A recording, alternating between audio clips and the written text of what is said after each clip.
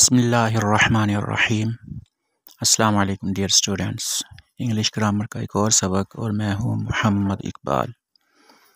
आज का हमारा सबक लफ्ज़ माइट से मुताल्लिक है। यूज़ ऑफ माइट, लफ्ज़ माइट का इस्तेमाल।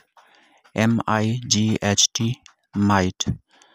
मे की पास्ट शक्ल माइट है। इसकी कुछ मिसालें हैं। He said that he might go to marry.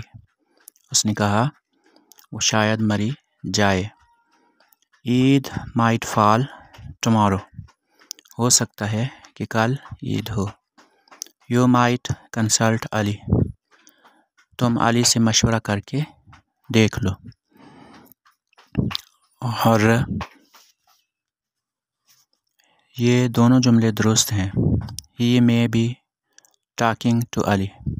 हो सकता है वो अली से बातें कर रहा हो। He might be talking to Ali. हो सकता है वो अली से बातें कर रहा हो। इन दोनों जुमलों में एक ही आइडिया दो मुख्तलिफ अंदाज से पेश किया गया है। पहले जुमले में मे भी मौजूद है जो ज़ाहिरी तौर पर प्रेजेंट के मुतालिक है, लेकिन दूसरे जुमले में माइट भी लिखा हुआ है जो पास्ट को ज़ाहिर करता है। लेकिन रोज़मर्रा की अंग्रेज़ी बोलचाल के मुताबिक माइट बी को चंद सालों से मे बी का दर्जा यानी माना दिया गया है ताकि जुमले में खूबसूरती पैदा हो। कसीर इस्तेमाल के बाद इसको एक तरह का उसूल मान लिया गया है। मतलब ये है कि अब माइट भी मे बी की जगह इस्तेमाल होने लग गया है। वक्त के साथ साथ लैंग्वेज में तब्दीलियाँ, ज़बान में तब्दीलियाँ होती रहती हैं, वो कोई भी ज़बान हो।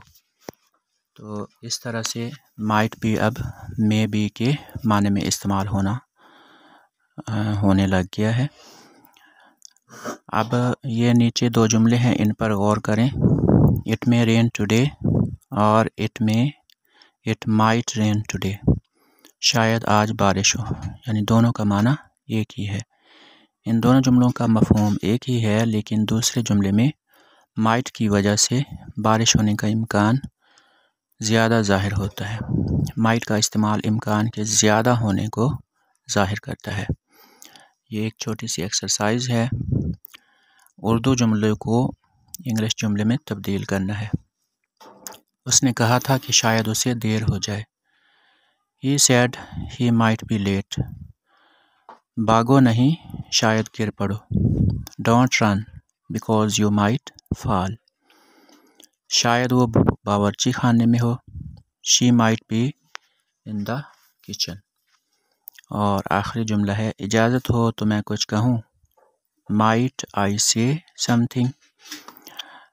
ये आपने might से मुतालिक पढ़ा है। इससे पहले आप may से मुतालिक पढ़ चुके हैं और मैंने आपको बताया है कि might और may अब एक माने में भी इस्तेमाल